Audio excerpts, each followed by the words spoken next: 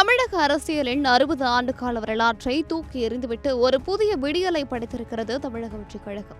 வெறும் தனிப்பெரும் கட்சியாக மட்டுமல்லாமல் காங்கிரஸ், விசிக மற்றும் இடதுசாரிகள் என 120 எம்எல்ஏக்களின் பலத்தோடு கோட்டையை பிடித்துள்ளார் முதலமைச்சர் விஜய்.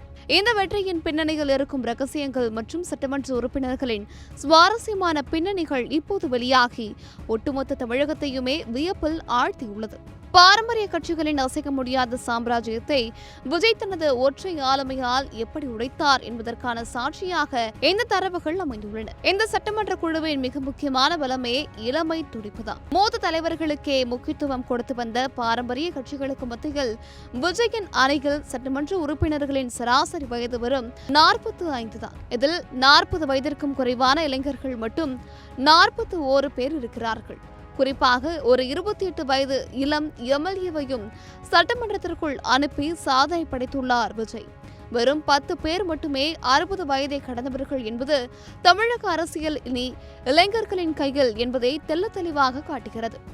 இந்த தலைமுறை மாற்றம்தான் விஜயின் அமோக வெற்றிக்கு முக்கிய காரணியாக பார்க்கப்படுகிறது. இது வெறும் இளைஞர் படை மட்டுமல்ல, அனுபவம் வாய்ந்த ஜாம்பவான்களும் இணைந்த ஒரு வலுவான கூட்டணி. தேர்ந்தெடுக்கப்பட்ட 107 உறுப்பினர்களில் தலைவர் விஜய் உட்பட best collection, best price, best variety, mega summer sale, the Chennai silk எல்லாமே புதுசு புதுசு புதுசு. 93 பேர் முதன்முறையாக சட்டமன்றத்திற்குள் நுழைய போகிறார்கள். இவர்களுக்கு துணையாக அதிமுகவின் அனுபவ சிங்கம் செங்கோட்டையன், விசிகவின் முன்னாள் முக்கிய புள்ளி ஆதவர்ஜுனா, டிஜிட்டல் கில்லாடி நிர்மல்குமார், புசி ஆனந்த் மற்றும் அனுபவம் வாய்ந்த ஜெயசிட்டி பிரபாகரன் போன்றோர் இருக்கிறார்கள். குறிப்பாக முதல்வர் ஸ்டாலினையே கொளத்தூர் தொகுதியில் வீழ்த்திய வி.எஸ். பாபு போன்றவர்கள் இந்த அணிக்கு ஒரு அசுர பலத்தை கொடுத்திருக்கிறார்கள்.